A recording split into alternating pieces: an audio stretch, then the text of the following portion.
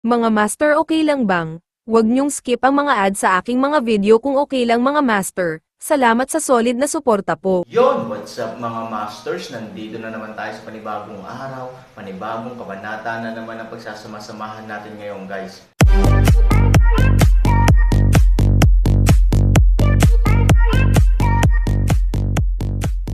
Bali mga masters, kung bago ka pa lang po sa aking YouTube channel, please click the subscribe button, lalong-lalo na po yung notification bell guys, para maging connected pa rin tayo sa isa't isa at maging updated kayo sa mga susunod ko pang video. Bali mga masters, bago natin umpisahan ng kwento ay mag-shoutout po muna tayo para sa mga solid nating tagapakinig. Shoutout kay Bunso Picayo. Shoutout kay Casimiro Panlaan. Yun na nga mga masters, no? Bali hindi na ito patagalin. In 3, 2, 1, let's go! Kung gusto nilang alisin ang ulan sa tag-araw, maaari rin silang mag-iwan ng mga walang laman na salita sa aking puso. Dahil kapag nasira ang usapan, ito ay kamatayan. Walang awang umiling si Aaron, matigas ang ulo. Bigyan ka ng hanggang 30 lugar, at lahat ng iba ay kailangang manatili, kalsada ng Moyang. Mabuti, sa pagmamadali, hindi man lang inisip ni Minggayo kung sino ang nagsabi ng pangungusap na ito, kaya dali-dali siyang pumayag. Natigilan siya sa mga mata ni Han Sanchen. Wala siyang pag-aalinlangan na kung hindi siya manganggako sa oras na ito, agad nakikilos si Han Sanchen. Kaya siya subconsciously sumang-ayon. Gayunpaman, nang bumalik siya sa kanyang katinoan, bigla siyang may napansin na mali. Nang iangat niya ang kanyang mga mata at tumingin kay Aaron, tumingin na sa kanya si Aaron na may panunuya. Well, for the sake of one scene we met in the end, I'll give you 30 places. Maaari kang lumabas at pumili ng mga tao. Bibigyan kita ng isang haligi ng insenso. Pagkatapos Aaron ay tumalikod at nagbigay daan sa bilangguan. Alam ni Mingyo na siya ay niloko. Si Han Sangki ay naglalaro sa kanyang sarili, at sa pinakakritikal na sandali, agad ding binasa ni Moyang ang kahulugan ni Han Sangki, kaya pinili niyang tumulong. Pero ang sarili ko, Aaron, ayan sayo. Matapos magdusa ng depresyon, talagang nanlumos si Mingyo. Mariin niyang tinitigan si Aaron, iwinagayway ang kanyang malaking kamay, hiniling sa mga sundalo na pakawalan ang karamihan, at lumabas ng bilangguan kasama ang mga lalaki at mga kabayo. Sa sandaling umalis ang mga taong ito, ang natitirang bahagi ng Moyang, Ivory at iba pa ay hindi napigil ang huminga. Kasabay nito ang pagtanggap sa kanila ng masayang mukha. Mula sa unang araw ng digmaan sa labas, alam namin na darating ka para iligtas kami, ngunit saan mo alam? Ilang araw na ang nakalipas. Oo, pero dumating pa rin siya. Hey, I see you're happy to be happy, but you should not make way at this time. Anong multo at multo ka? Si Yingxia ang bida sa panahong ito. Sa panunukso ni Liu Fang, ang mga puso ng mga tao ay nagbigay daan sa Diyos. Nagkatinginan sina Han Sanchen at Su Yingxia ng may malalim na pagmamahal. Sa oras na ito, ang hindi makapagsalita ay mas mahusay kaysa sa 10,000 salita. Kiss 1.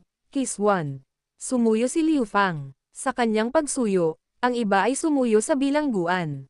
Biglang namula si Ivory, at saglit na napahiya si Aaron, ngunit hindi niya maiwasang lumapit. Dahan-daang itinuro ni Ivory ang bibig ni Aaron at nakangiting sinabi, kung halikan o hindi ay isang pribadong bagay din para sa ating mag-asawa. Gusto ba nilang makita ang tiket? Hahaha. Nagtawanan ang lahat, at pagkatapos ay sinabi ni Liu Fang, "Welcome Summer, nagkakamali ka. 3,000 halik sa iyo ang dapat pasalamatan. Iyon ang kanyang negosyo, paano ito makakarating sa atin?" Salamat. Si Ivory ay puno ng mga tandang pananong. Kung hindi mo pinalitan ang tubig at sumuporta ng husto sa oras na ito, natatakot ako na hindi mo kailangang sumugod sa piitan para sa Aaron. Nakita sana natin ang ating mga katawan sa 8 direksyon ng mundo. Bumagsak ang mga salita ni Liu Fang, at lahat ay tumango ng magkakaisa. Mapait na ngumiti si Ivory. Sa katunayan, ang pinakamalaking kredito sa pagkakataong ito ay si Ate Zeking. Pagkatapos ay hinawakan ni Su Yingxia ang kamay ni Zeking at dinala siya sa Aaron. Mapatla ang mukha ni Zeking, ngunit hindi pa rin niya maiwasang mahiya sa oras na ito, wala akong anumang kredito. Karaniwang inaalagaan ako ng lahat. Kapag kailangan mo ng tulong ko, ginagawa ko ang lahat ng makakaya ko. Zeking, Mahinhin ka na ngayon. Bagamat makapangyarihan ka sa pagsalubong sa tag-araw, ang iyong mga kamao ay palaging mahirap talunin ang iyong apat na kamay. Kung hindi dahil sa iyo, paano mo haharapin ang daan-daang eksperto at piling mga sundalo ng sabay-sabay? Panipi, kinakarga lang ni Sister Ivory ang comatose na nakatatandang martial sister na si Qin Shuang at wala siyang magagawa. Kung hindi, sapat na siyang mag-isa. Sa pagkakataong ito, ang kredito ni Ate Yingxia, na walang kinalaman sa akin. Umiling si Ziking. Nag-away kayong dalawa sa grupo ng mga eksperto. Tumingin si Aaron kina Ziking at Ivory na may kaunting pagtataka. Sa kanyang impresyon, dapat silang dalawa ay, huwag mo munang pag-usapan ito.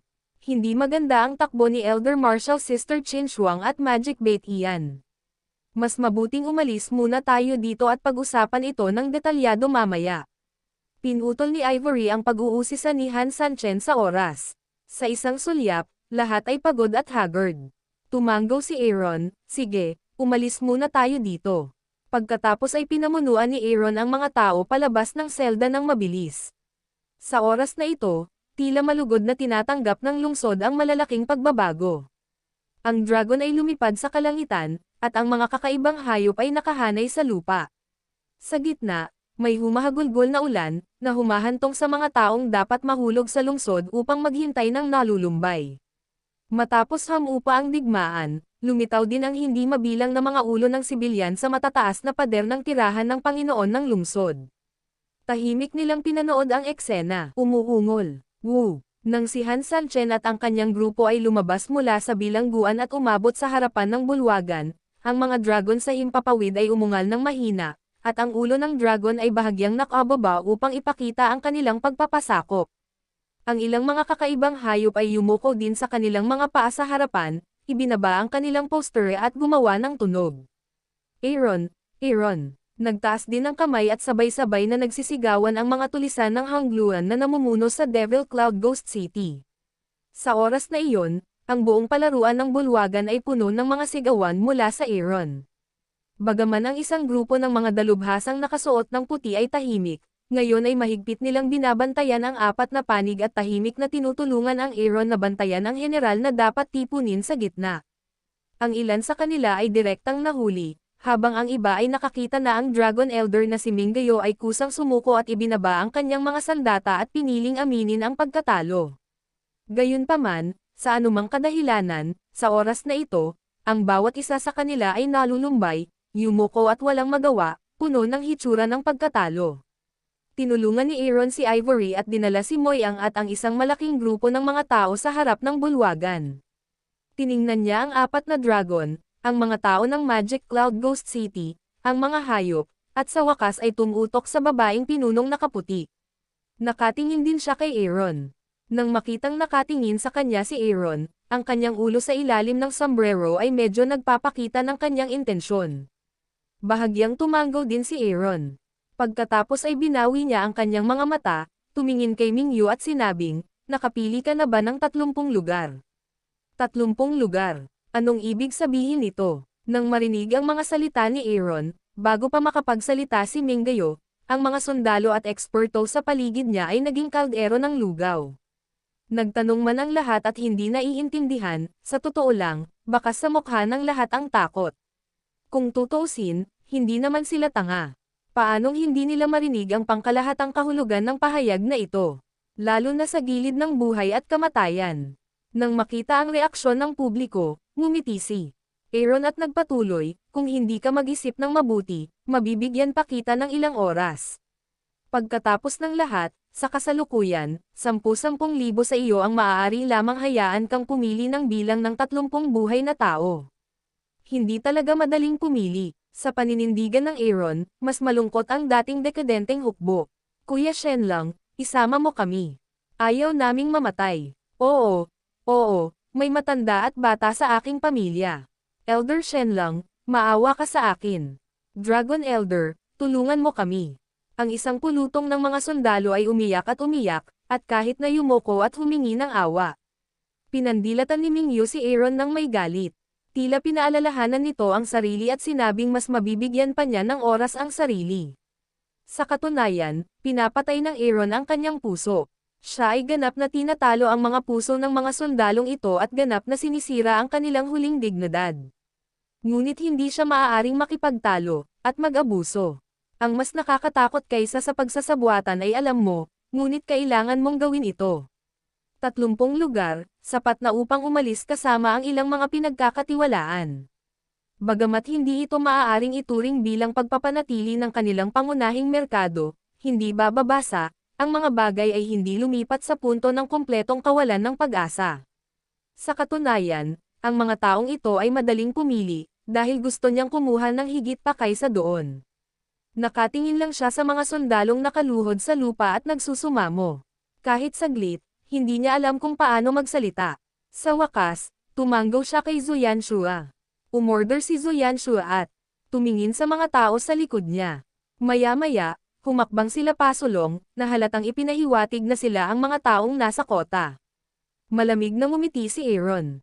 Sa mga taong ito, sila ay alinman sa mga executive ng pamilya Fuya o mga executive at pinuno ng lungsod, ito ba ang iyong pinili? Eksakto, sabi ni Zuyanshua. Ito ay isang magandang pagpipilian upang abandonahin ang kotse at protektahan ang gwapo. Tumanggaw si Aaron at nakangiting sinabi, pero sayang naman na maraming executive sa magkabilang side nyo. I'm afraid some people can't take away. Nang lingunin ni Zuyanshua ang mga taong nasa likuran niya, nakita na lamang niya ang mga executive na hindi napili na nakatingin sa kanya ng malungkot. Sa partikular, maraming mga tao na sumunod sa kanilang pag-ibig sa loob ng maraming taon. Huminga ng malalim, pinaikit ni Zuyanshua ang kanyang mga mata at sinabing, ito ang mga pagpipilian. Well, makakaalis ka dito ng buhay. Malumanay nang umiti si Aaron at saka sinabing, friendly tips, mas mabuti pang magmadali kayo, dahil ang matitira pa sa patayan ay magiging sobrang harsh ng hiyawan. Kung sakaling gusto kong pumatay, sigurado akong hindi mo kaya. Matapos marinig ito, ang masama at kakaibang ngiti ni Aaron ay nagulat kay Menggayo at sa iba pa. Sa pagmamadali ay narinig na lamang nila ang tunog ni Menggayo at nagmamadaling uminom at umatras. Agad na umalis ang 30 tao sa direksyon ng East Gate sa panaghoy ng lahat. Halos kasabay nito, hinugot din ni Aaron ang Jade Sword Storytelling Channel sa YouTube. Sa pagkilos ng Aaron, ang mga thug sa Magic Cloud Ghost City din ang unang bumunot ng kutsilyo at nagtaas ng kamay. Nang makita ito, ang mga tao na dapat ay nahulog sa isang panaghoy ay naging mas desperado at natatakot. Ilang mga bigong tao ang lumuhad sa lupa at basa ang kanilang pantalon. 3,000, hindi ko alam kung may sasabihin ako. Bamulong si Daw 12 sa tabi ni Aaron. Bamulong si Aaron, may sasabihin tayo. Pero kung tama ang hula ko, sa tingin mo ba dapat maghiganti muna tayo sa mga executive na iyon? Total sila naman talaga ang may pekana, diba? Tumanggaw si Daw sa 12:00 at medyo nalilito. Oo, pero dahil alam mo kung bakit kailangan mong bigyan sila ng 30 pwesto, mas mabuting hayaan mo silang pumili ng mag-isa. Oo, natarante rin si Liu Fang at sinabing, ito ay para sa kanila ang pumili. Dapat nilang piliin ang kanilang pinakamalapit, at ang kanilang pinakamalapit ay ang kanilang pagkakakilanlan at posisyon. Ano ang mas mahalaga ay naranasan natin ang isang malaking kawalan. Lalo na ang mga senior executive na tumulong ang pamilya. Ganyan kanila dati. I really hate to take their tendons and drink their blood. Bago sumagot si Aaron, tumayo si Moyang at ngumiti ng mahina, syempre Aaron ang nakakaalam nito. Nang makitang nahulaan ito ni Moyang, ngumiti si Aaron, sige. Ang buhay ng namatay na kapatid ay buhay, ngunit ang buhay ng buhay ay buhay din, at 3,000 din ang nagpapababa sa pagkawala. Nakangiting sabi ni Moyang, bagamat nanalo tayo, halatang kulang ang ating tropa. Kung kailangan nating itaboy ang aso sa mahirap na lane, tayo lang ang malalagay sa panganib.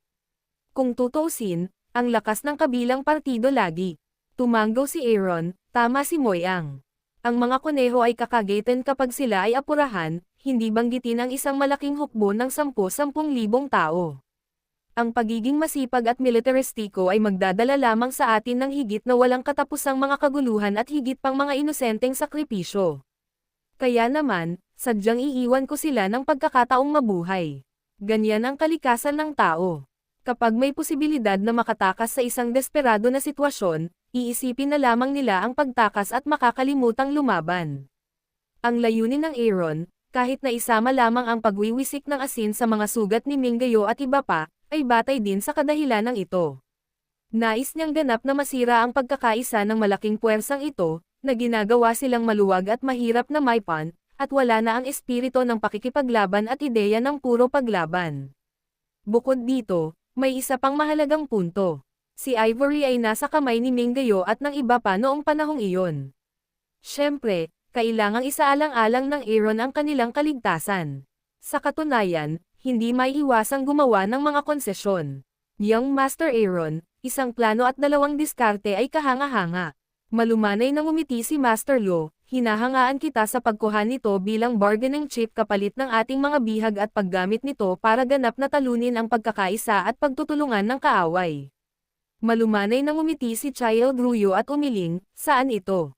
Isang plano at dalawang patakaran. Anak, anong ibig mong sabihin?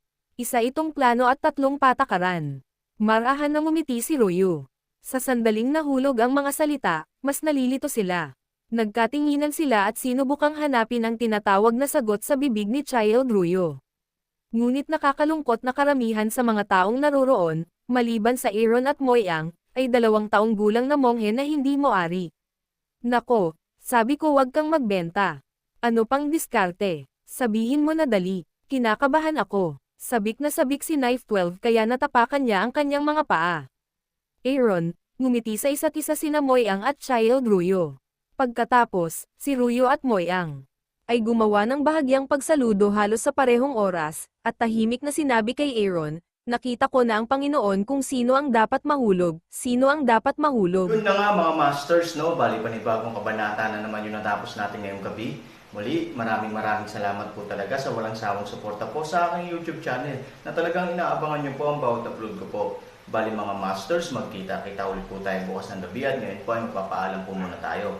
Bali mga masters, bye-bye!